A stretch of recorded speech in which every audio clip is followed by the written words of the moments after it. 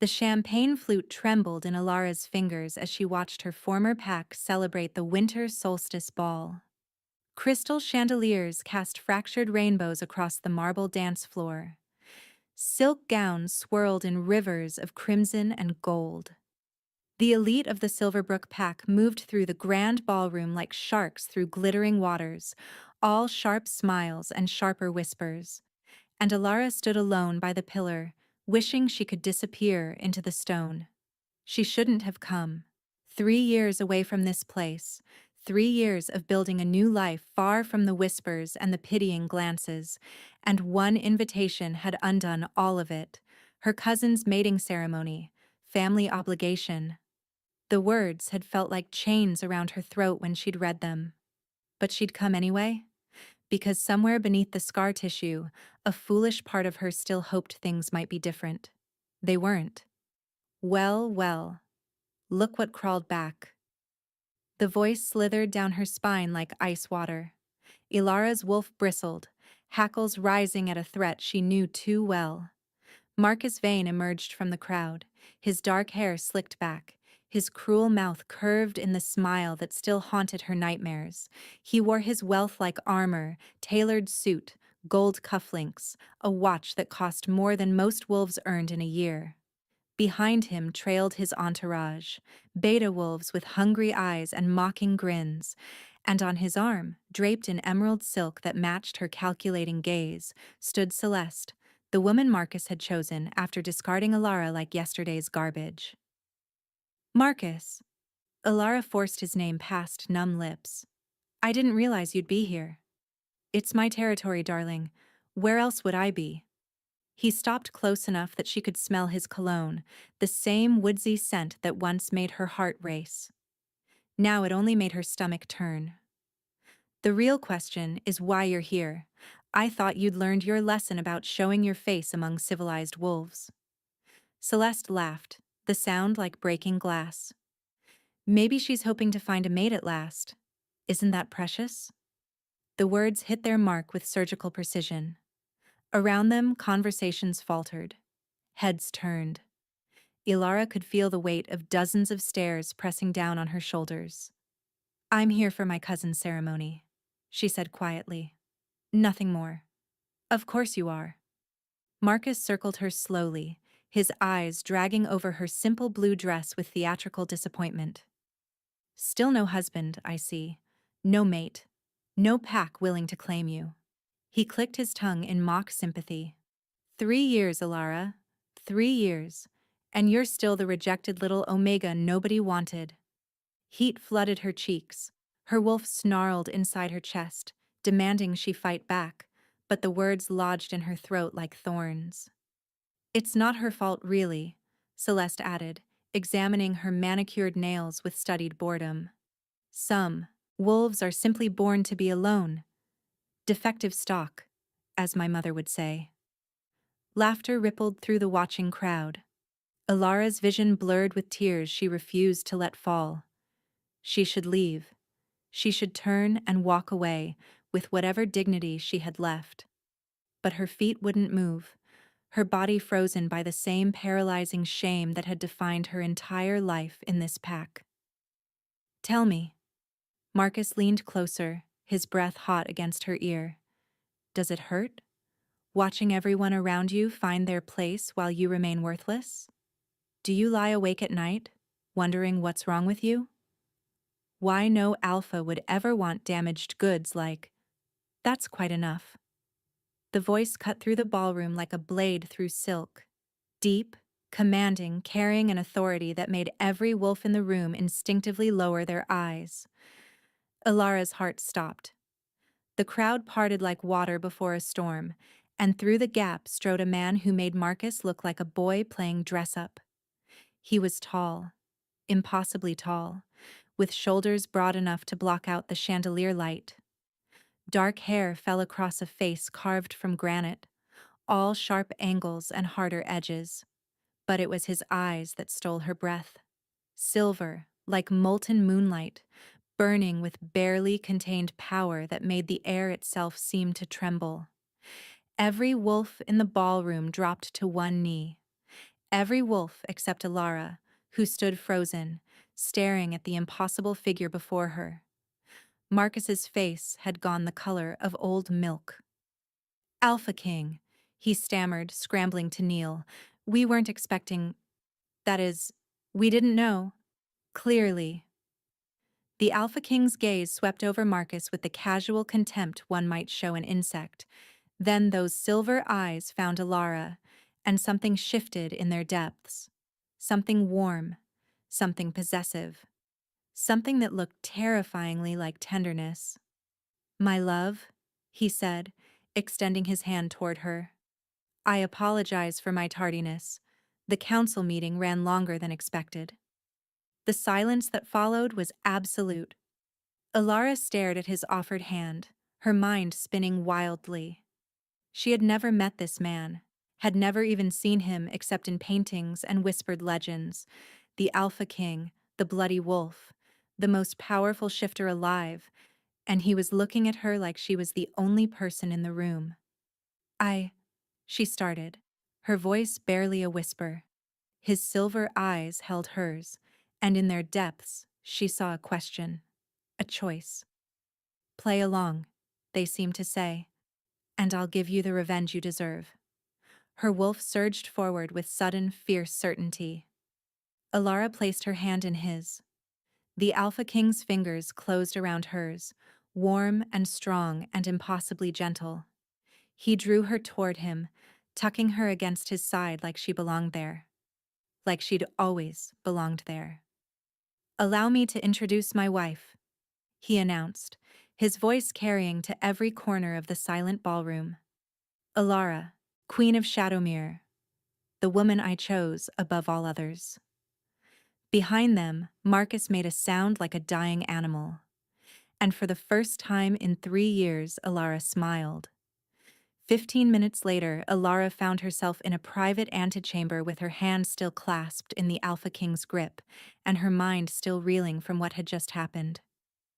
You can breathe now, he said, a hint of amusement warming his cold voice. They can't see us here. Alara sucked in air like a drowning woman. What? Who? Why did you? So many questions. He released her hand and moved to the window, his massive frame silhouetted against the moonlight. Let's start with introductions. I'm Kale. And you, unless my sources are mistaken, are Alara of the former Moonridge Pack. How do you know who I am? I know many things.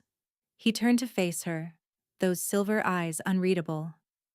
I know your pack was destroyed by raiders 4 years ago. I know you fled to Silverbrook seeking refuge with distant relatives. And I know that Marcus Vane courted you for 6 months before publicly rejecting you at your own engagement ceremony, claiming you were... He paused, distaste flickering across his features. Insufficiently pure for his bloodline. The old wound tore open fresh.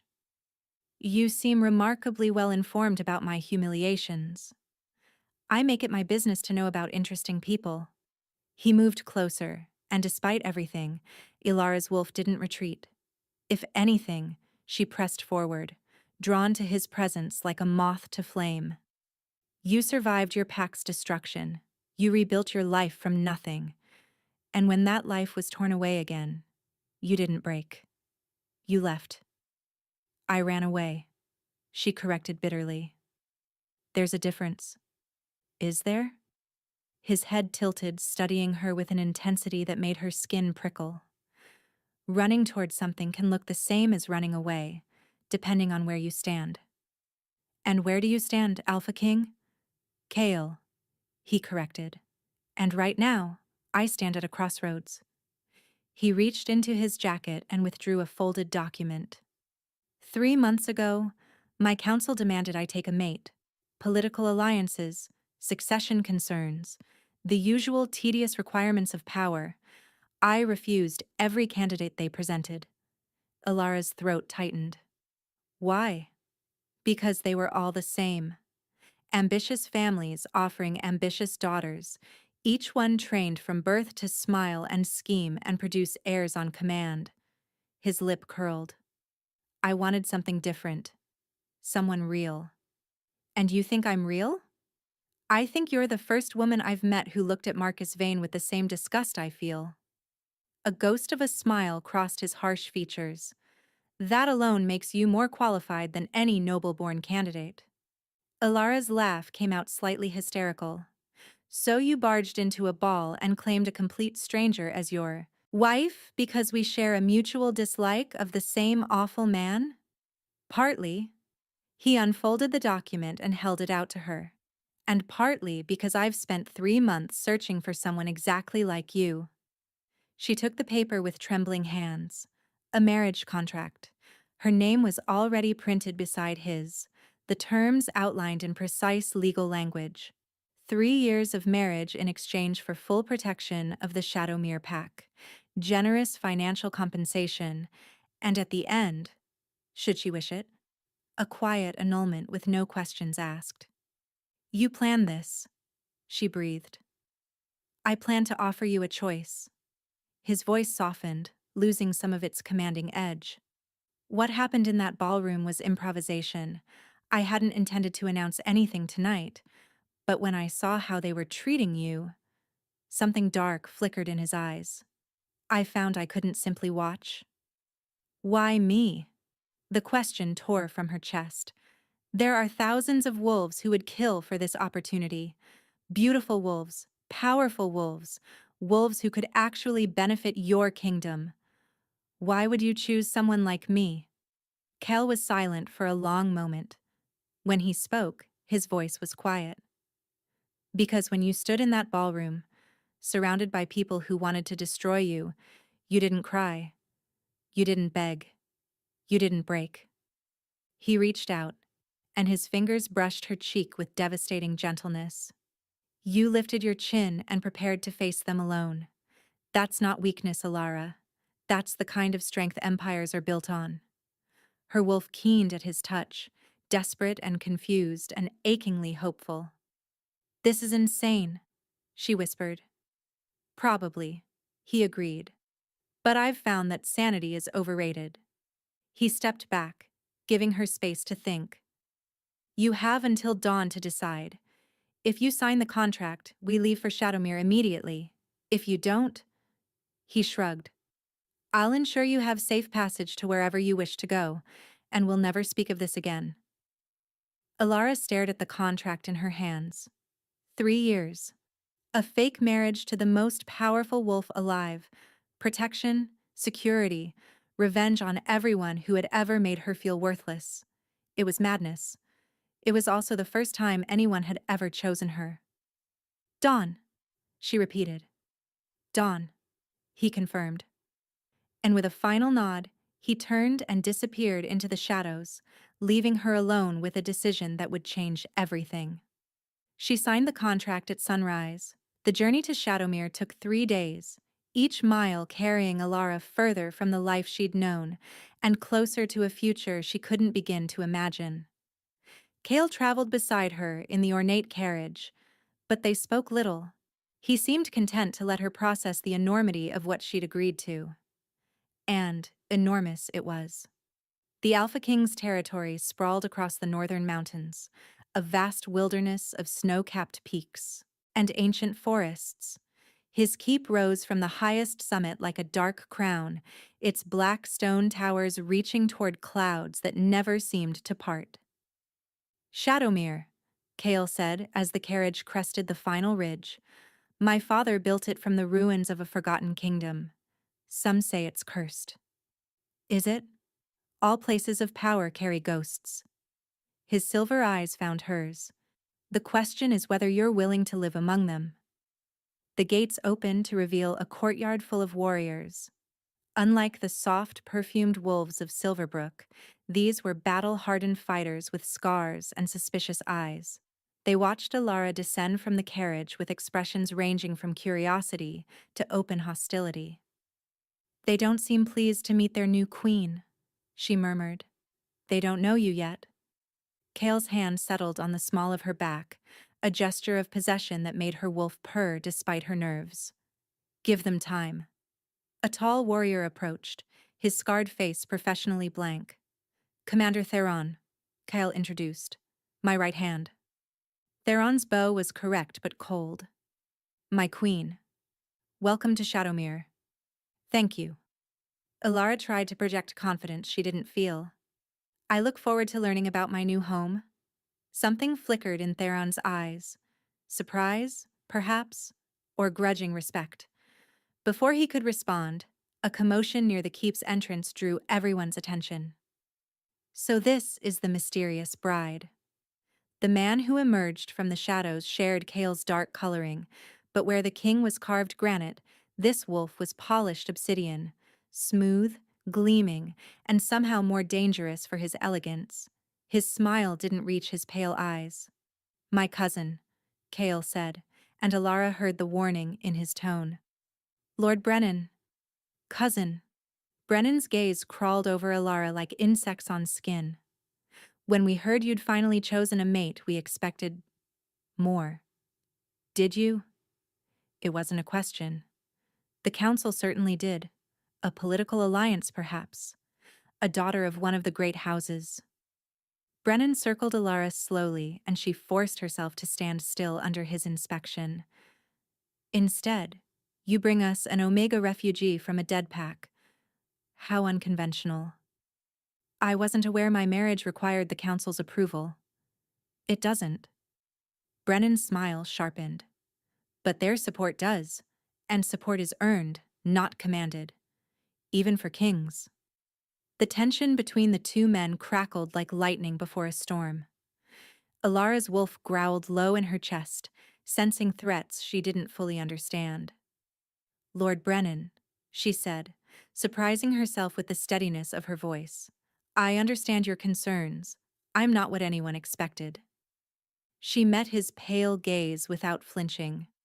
But I've learned that expectations are often wrong. Give me time to prove my worth, and I think you'll find I'm exactly what Shadowmere needs. Brennan's eyebrows rose. For a moment, something like genuine interest crossed his features. Well, he murmured, perhaps there's more to you than meets the eye. He sketched an ironic bow. Welcome to the family, Queen Alara. I do hope you survive it. He swept away before she could respond, his entourage following like shadows. You handled that well. Kyle's voice was low, meant only for her. Brennan tests everyone, most fail. Did I pass? You intrigued him. That's rarer. His hand found hers, squeezing briefly. Come, I'll show you to your chambers. The queen's suite occupied an entire tower, all soaring windows and velvet draperies in shades of deep blue. A fire crackled in the massive hearth, and fresh flowers adorned every surface, an unexpected touch of softness in the fortress's harsh grandeur. The servants will attend to your needs, Kale said from the doorway. If you require anything... Wait. Alara turned to face him. Why separate chambers? If we're meant to convince people this marriage is real... Something unreadable flickered across his features. The marriage is real, the contract is binding, but I won't force intimacy where none exists. He paused, choosing his words carefully. You agreed to be my queen, Alara. You didn't agree to share my bed. That choice remains yours, if and when you wish to make it. The consideration in his words made her chest ache. You're not what I expected, she admitted softly. Neither are you. His silver eyes held hers for a moment that stretched like honey. Rest tonight. Tomorrow, we begin the work of convincing my court that their king chose wisely.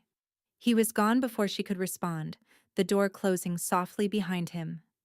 Alara sank onto the edge of the massive bed, her mind spinning. 12 hours ago, she'd been a nobody. A rejected Omega drowning in champagne and humiliation. Now she was a queen.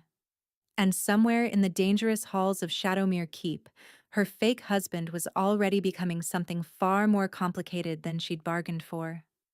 3 months passed faster than Alara thought possible. She'd expected coldness from Shadowmere's wolves. She'd prepared for hostility, for whispers, for the same rejection she'd faced her entire life. Instead, she found something unexpected. Purpose. The pack needed a queen who did more than smile and wave. They needed someone willing to work. And work Ilara did, throwing herself into every task with desperate determination.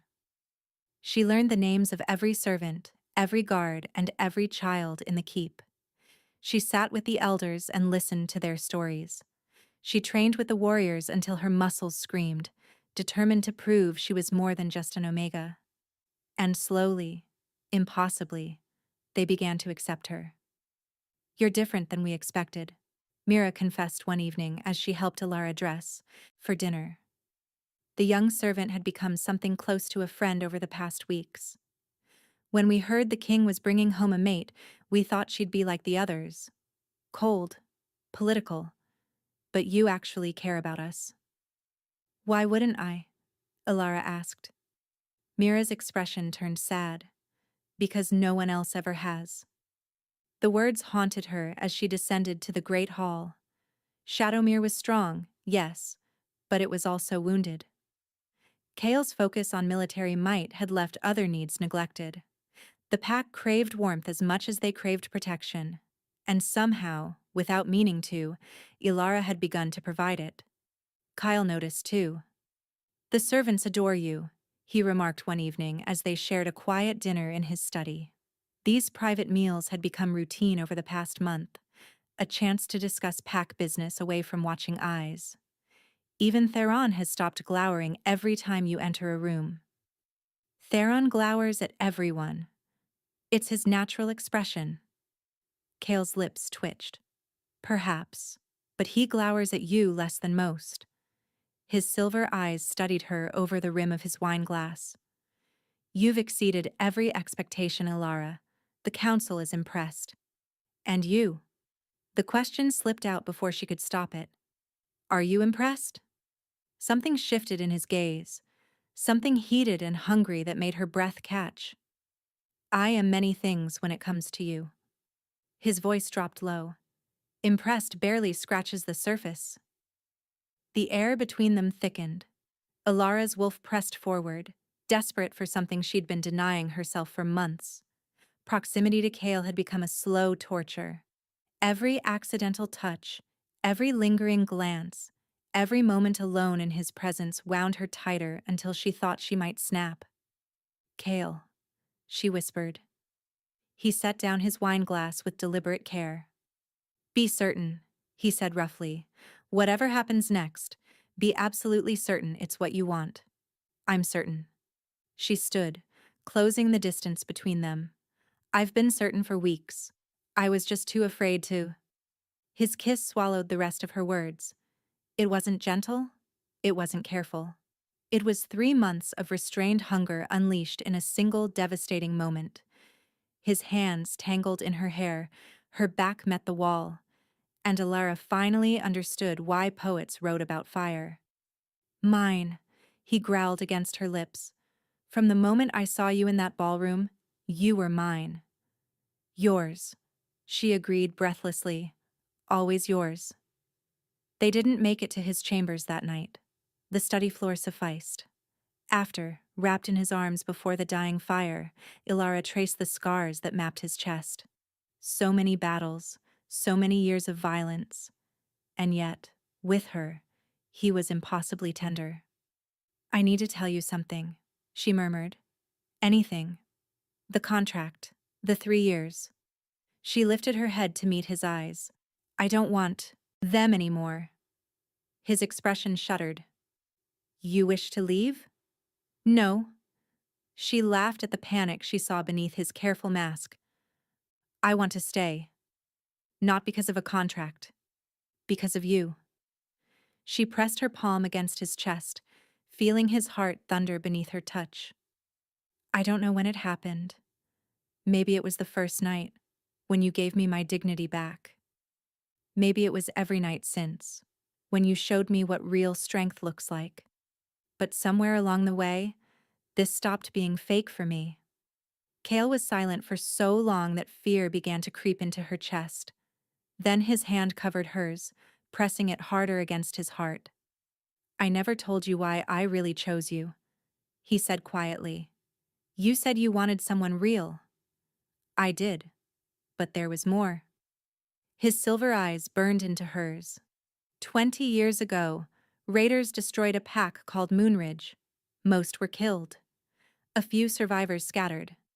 I was 12, and I swore that one day I would find them, protect them, give them a home. Alara's breath stopped. Moonridge was my pack. I know. His thumb stroked across her knuckles. I've been watching over the survivors for years. Most didn't want to be found. But you were different. Stronger. More alive despite everything you'd lost. When my council demanded I take a mate, you were the only choice I could imagine making. You chose me before we ever met. I chose the possibility of you. He pulled her closer, his forehead resting against hers. Meeting you only confirmed what I already knew. You belong here, Alara. You belong with me. And if you'll have me, not as a contract, not as an arrangement, but as your true mate, I swear I will spend the rest of my life making you glad you stayed. Tears spilled down her cheeks. Yes, she whispered. Yes. His kiss tasted like salt and joy and forever. Neither of them knew that across the mountains, in the territory of the Thornwood Pack, Marcus Vane was reading a very old document, a document that mentioned a debt, a pledge, and a female named Alara who had been promised to him long before any Alpha King entered the picture. War was coming, and it would arrive with the next sunrise. The morning after the fertility blessing ceremony, Alara woke to an empty bed. She reached across the silk sheets, her fingers finding only cold linen where Kale's warmth should have been. The disappointment that flickered through her chest surprised her with its intensity. 3 months of marriage, and she still wasn't used to waking beside him. Still wasn't used to the way her heart stuttered whenever he looked at her with those molten silver eyes. A knock at the chamber door pulled her from her thoughts. My queen, Mira's voice carried through the heavy oak. The Alpha King requests your presence in the war room, immediately. Alara's blood ran cold. In 3 months, Kale had never summoned her to the war room. That space was reserved for battle strategy, for matters of life and death. Something was terribly wrong. She dressed quickly, foregoing the elaborate gowns the servants usually insisted upon for a simple blue dress that wouldn't restrict her movement. Her wolf paced restlessly beneath her skin, sensing danger she couldn't yet see. The war room sat at the heart of Shadowmere Keep, a circular chamber carved from black granite and lit by flickering torches. Maps covered every surface, and the massive oak table at its center bore the scars of 100 strategic debates. When Alara entered, she found Kale surrounded by his inner circle. Commander Theron stood rigid at his right hand, his scarred face darker than she'd ever seen it. General Voss, the eldest of Kale's advisors, traced a path across one of the maps with trembling fingers, and in the corner, watching everything with calculating eyes, lurked Lord Brennan. But it was Kale's expression that stopped her heart. Gone was the tender husband who had held her through the night. In his place stood the Alpha King in full terrible glory, his silver eyes blazing with barely contained fury, his massive frame coiled with predatory tension. "Show her!" he commanded, his voice like grinding stone. Commander Theron stepped forward, holding a scroll sealed with black wax. "This arrived at dawn, my queen, from the Thornwood Pack." Alara's stomach dropped. Thornwood. Marcus's pack. Her fingers trembled as she broke the seal and unrolled the parchment. The words swam before her eyes, but their meaning struck like a blade to the gut. To the so-called Alpha King of Shadowmere, you have stolen what belongs to me. The female Alara was promised to Thornwood through sacred tradition. Her father's debts bound her to our pack long before you interfered with your gold and your empty titles. I invoke the right of reclamation. By ancient law, you must surrender her at the next full moon, or face the consequences of defying traditions older than your bloodline. She was mine first. She will be mine again. Marcus Vane, Alpha of Thornwood. The scroll slipped from Alara's numb fingers. He can't, she whispered, her voice cracking. That law hasn't been invoked in centuries. It's barbaric. It's also still binding. Lord Brennan interjected smoothly, stepping from the shadows. The right of reclamation was never formally abolished. If your father truly pledged you to settle his gambling debts before your marriage to our king, he let the implication hang in the air like poison. My father made many promises in his cups. Alara shot back, anger replacing her fear. None of them were legal contracts. Can you prove that? Brennan's smile was thin as a knife's edge. Can you produce documents showing no agreement existed? Because Marcus Vane claims he has witnesses, elders who saw the pledge made. Alara's heart hammered against her ribs. She remembered those nights. Her father stumbling home reeking of ale and desperation, making promises to anyone who would extend his credit. Had he truly pledged her? Had he sold his only daughter to cover his debts without even telling her? It doesn't matter. Cale's voice cut through the room like a blade. Every head turned toward him. She is my wife, my queen, my mate. His silver eyes found hers, and something fierce and possessive burned in their depths. I don't care what ancient laws Marcus Vane digs up from the grave. Ilara belongs to Shadowmere now. She belongs to me. The words sent heat flooding through her chest even as terror gripped her throat. With respect, my king, General Voss said carefully. If we refuse the right of reclamation without legal grounds, it could unite the other pacts against us. Many of the old families still honor the ancient laws. They would see our refusal as tyranny. Then let them come. Cale's power rolled through the room, making even his hardened warriors flinch. Let them all come. I'll bury every wolf who tries to take her from me. And start a war that could destroy everything we've built? Brennan's voice dripped with false concern. All for one female?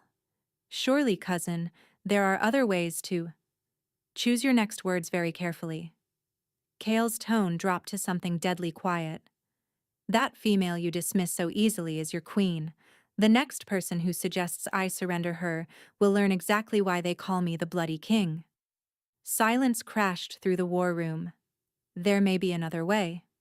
Commander Theron spoke into the heavy silence. The right of reclamation can be challenged through trial by combat. If someone defeats Marcus Vane in single combat, the claim is nullified permanently. Hope flickered in Alara's chest. Cale could. No. Theron shook his head grimly. By law, the challenger cannot be the current mate. It must be a champion chosen by the claimed female. Alara's hope crumbled to ash. Who could she possibly ask to fight Marcus? He was brutal, cunning, and utterly without mercy. Anyone who faced him would likely die. When is the full moon? She heard herself ask. 3 weeks, General Voss replied. 3 weeks to find a champion. 3 weeks to prepare for a battle that could determine her fate. 3 weeks before Marcus Vane came to reclaim what he believed was rightfully his. Cale crossed the room in 3 powerful strides, his hands cupping her face with unexpected gentleness. Listen to me, he said, his voice low and fierce. I will find a way. I will burn the entire world before I let him touch you. Do you understand? She stared into those silver eyes, eyes that had seen battlefields and bloodshed, eyes that had watched enemies fall by the thousands, and saw something she'd never expected to find there. Fear. The Alpha King, the most powerful wolf alive, was afraid. Not of Marcus, not of war. He was afraid of losing her. I understand, she whispered. But even as she spoke the words, a darker thought coiled through her mind. Marcus had witnesses, elders who would swear her father had pledged her. And somewhere in the back of her memory, a terrible suspicion began to take root. What if her father really had sold her? And what if Marcus had proof? The days that followed blurred together in a haze of tension and dread. Ilara threw herself into researching the right of reclamation, spending hours in Shadowmere's vast library surrounded by crumbling texts and faded scrolls. The ancient law was even more brutal than she'd feared. If no champion defeated Marcus before the full moon, she would be forcibly transferred to Thornwood, and Kale would be forbidden by sacred tradition from interfering. The other packs would ensure it. They were already watching, already whispering. The Bloody King's common bride had brought ancient shame upon the realm. How delicious it would be to see her dragged back to where she belonged. "You need to eat." Alara looked up from her research to find Mira standing in the library doorway, a tray of food balanced in her hands. The young servant's face was pinched with worry. "I'm not hungry." The king commanded it. Mira set the tray on the table with a firmness that brooked no argument. "He said if you waste away before he can save you, he'll have my head." Despite everything, a small smile tugged at Alara's lips. "He wouldn't dare." "No," Mira agreed softly. "He wouldn't. But he would tear apart anyone else who let harm come to you." She hesitated, then added, "He loves you, my queen. Everyone can see it. Even Lord Brennan, though he'd rather swallow his own tongue than admit it." Love. The word settled in Alara's chest like an ember refusing to die. Did Kale love her? He'd never said the words. Their marriage had been sudden, born from circumstance rather than courtship. She'd assumed his protectiveness was merely alpha instinct, the drive to guard what belonged to him. But the fear in his eyes that day in the war room. "My queen," Commander Theron's voice interrupted her thoughts. He stood in the doorway, his scarred face grave. "You have a visitor." Alara's heart seized. "Marcus?" "No. Someone from your past. A female who claims to be your sister." For a moment, Alara couldn't breathe. Rosalind, her younger sister, the golden child who had stayed behind when Alara fled, who had chosen their father's cruelty over uncertain freedom. "Send her in." The woman who entered bore little resemblance to the bright-eyed girl Alara remembered. Rosalind's blonde hair hung lank around a face that had grown thin and sharp. Dark circles shadowed her eyes, and her dress, once fine, showed signs of repeated mending. "Ilara." Rosalind's voice cracked on her name. "I didn't believe it when I heard. The rejected Omega, queen of the mightiest pack in the realm." Her laugh was bitter. Father would have choked on his ale. "Father is dead." The words came out harder than Alara intended. "I received word 3 months ago." "I know. I buried him." Rosalind's jaw tightened. "Alone, because my sister had abandoned us for her new life of luxury." Guilt stabbed through Alara's chest, but she forced it down. "I didn't abandon you. I invited you to come with me. You refused." "I couldn't leave him. He was sick, Alara. Dying. Someone had to stay." The sisters stared at each other across the library, years of hurt and resentment crackling between them. "Why are you here, Rosalind?" Her sister's composure cracked. Tears spilled down her gaunt cheeks as she reached into her worn satchel and pulled out a yellowed piece of parchment. "Because of this." She thrust the document toward Alara with trembling hands. "Father's debts. The real ledger, not the one he showed to creditors. I found it hidden in his study after he died." Alara took the parchment, her eyes scanning the cramped handwriting. Column after column of debts, payments, promises.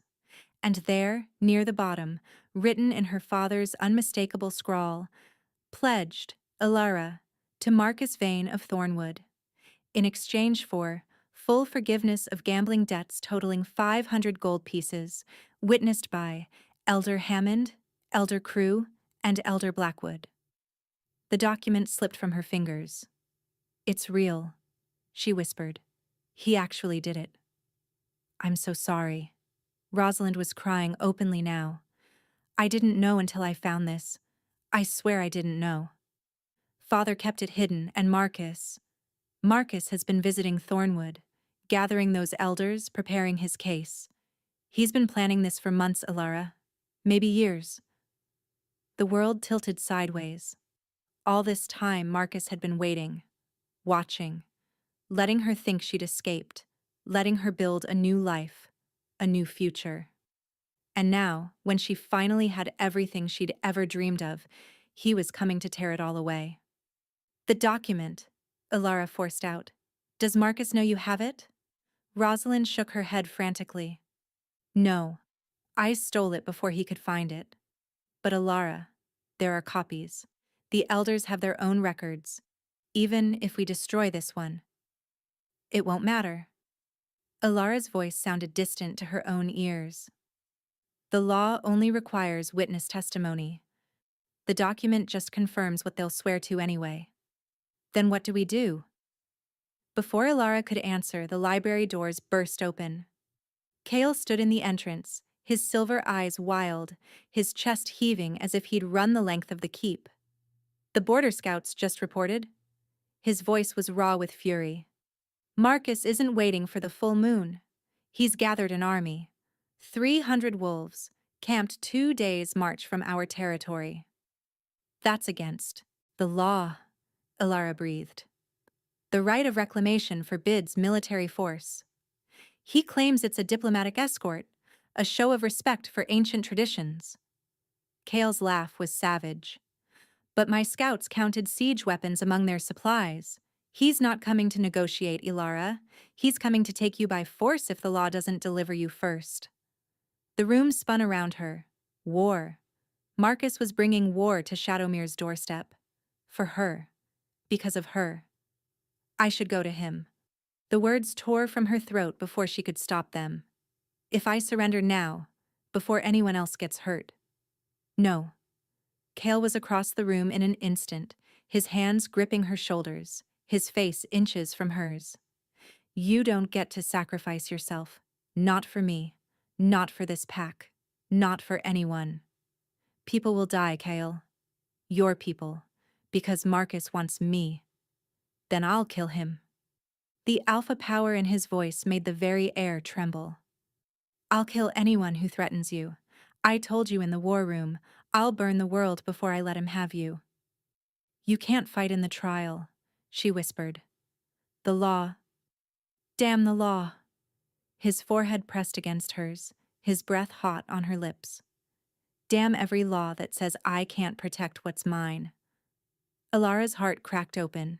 In that moment, with his hands on her shoulders and his silver eyes blazing with desperate devotion, she knew. Kale loved her. And she loved him. The realization crashed through her like a tidal wave, drowning every doubt, every fear, every lingering question about why the Alpha King had chosen her. I'll find a way, she breathed against his lips.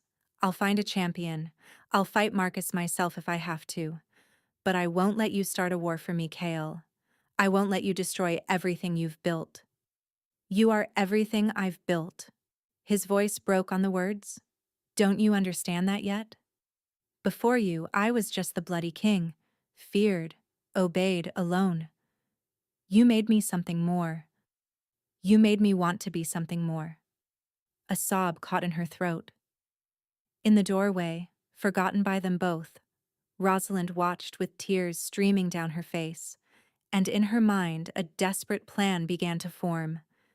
If Ilara couldn't fight in the trial, and Kale was forbidden by law from standing as champion, then perhaps there was another way to save her sister, a way that would cost Rosalind everything. The night before the full moon, Ilara couldn't sleep. She stood on the balcony of the royal chambers, the cold mountain air biting her skin through her thin nightgown. Below, Shadowmere's warriors prepared for battle, their torches creating rivers of fire in the darkness. 300 of Kale's finest against 300 of Marcus's wolves. If the trial failed, if no champion emerged, the ancient law would deliver her to Thornwood, and Kale would go to war regardless. Either way, blood would flow. You're shivering. Kale's arms wrapped around her from behind, his warmth enveloping her like a shield. She leaned back into his chest, drawing strength from his presence. I can't stop thinking about tomorrow, she admitted. I know. His lips brushed her temple. Neither can I. If I don't find a champion, you will. His arms tightened. And even if you don't, I won't let him take you. I don't care what it costs. Alara turned in his embrace, her hands pressing against his chest. Kale, promise me something. His silver eyes searched her face. Anything. If things go wrong tomorrow, if Marcus wins, if he takes me, promise me you won't throw your life away trying to get me back. Promise me you'll live, find someone else, build a family, be happy. His expression shattered. You're asking me to let you go. I'm asking you to survive. I can't. His voice was ragged. Alara, I can't. These past 3 months with you, they've changed everything. Before you, I thought I knew what power meant. I thought ruling was enough. But you showed me what it feels like to have something worth protecting. Something worth dying for. Kale, I love you. The words fell from his lips like a confession torn from his very soul. I should have said it sooner. I should have said it every day since I first saw you in that market square, looking like you were ready to fight the whole world with nothing but your bare hands. I love you, Alara. And if Marcus takes you, I won't just start a war. I'll end one. I'll tear through every pack that stands between us until I have you back. Tears streamed down her cheeks. I love you too. His kiss was fierce and desperate, the kiss of a man who feared it might be his last. She clung to him as if she could anchor herself to this moment, as if love alone could protect them from what was coming. When they finally broke apart, both trembling, a commotion echoed from the courtyard below. My king! Commander Theron's voice rang through the night. You need to see this. They raced down the stone stairs, Alara's heart pounding with every step. What new horror had Marcus unleashed? Had he attacked early? Had he... She stopped dead at the courtyard entrance. A crowd had gathered around the central fountain, their torches illuminating a figure kneeling on the cobblestones, a woman with lank blonde hair and a dress that had seen better days. Rosalind. And standing before her, accepting her formal pledge, was Commander Theron. What's happening? Alara pushed through the crowd, her blood turning to ice. Rosalind, what are you doing? Her sister looked up, tears streaming down her face but her jaw set with determination. I'm volunteering as your champion. No! Alara's scream echoed off the stone walls. You can't. You're not a warrior. Marcus will kill you. Maybe? Rosalind's voice was steady despite her tears. But I'm also the daughter of the man who sold you. I'm the one who stayed behind while you suffered. I owe you this, Alara. I owe you everything. You owe me nothing. Rosalind, please. It's already done. Commander Theron's voice cut through her protests. She made the pledge. By law, she is now your official champion. Alara whirled toward Kale, desperate, pleading. Stop this. Order her to withdraw. You're the Alpha King. There must be something. There isn't. Kyle's face was carved from granite, but his eyes burned with anguish. Once a champion is pledged, only death or victory can release them. Rosalind rose from her knees, crossing the courtyard to take Alara's hands. Her grip was surprisingly strong. Listen to me, she said quietly. Father destroyed our family. His weakness, his addiction, his greed. He sold you to pay his debts, and I was too blind to see it. I can't undo what he did, but I can end it. I can make sure Marcus never touches you again. By dying? By fighting. Rosalind's smile was sad and beautiful. I may not be a warrior, sister, but I am a survivor. Just like you. She pulled something from her pocket. A small vial filled with shimmering liquid. What is that? Alara breathed. Something I took from Father's study along with the document. Do you remember the stories Mother used to tell us? About the old magic?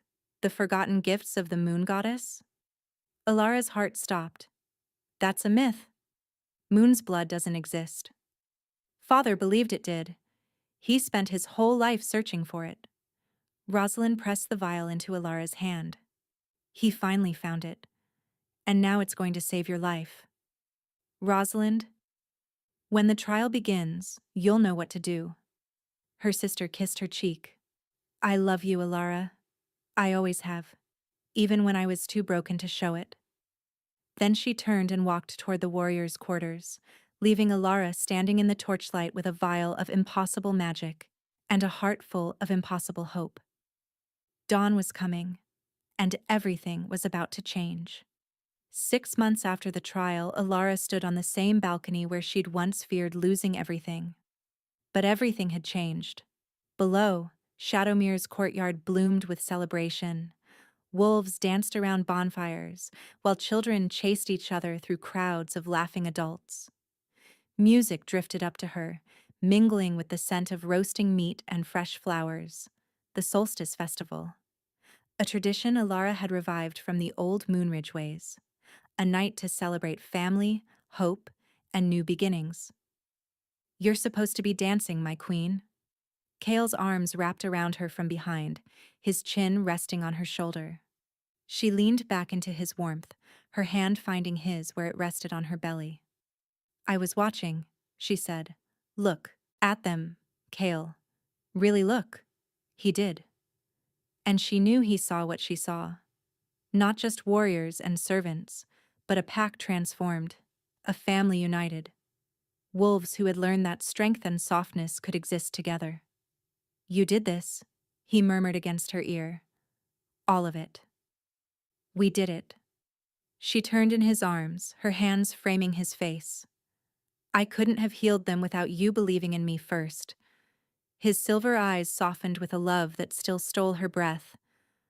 I believed in you because you were always worth believing in. The world was simply too blind to see it. In the crowd below, Rosalind danced with Commander Theron, her laughter bright and free. The trial had nearly killed her, but the moon's blood had done its work. She'd emerged stronger than anyone expected, and the gruff commander had been smitten ever since. Even Lord Brennan had unbent enough to smile at the festivities. Not much, but for him it was practically jubilation. Are you happy? Kale asked, the same question he asked every night since they'd spoken their true vows. Alara smiled, thinking of the tiny life growing inside her, the child she'd tell him about tonight, their future, their legacy, their proof that love could flourish even in the darkest places. I'm home, she said simply, and pulled him down for a kiss beneath the stars. Thank you so much for listening. I hope you enjoyed the story.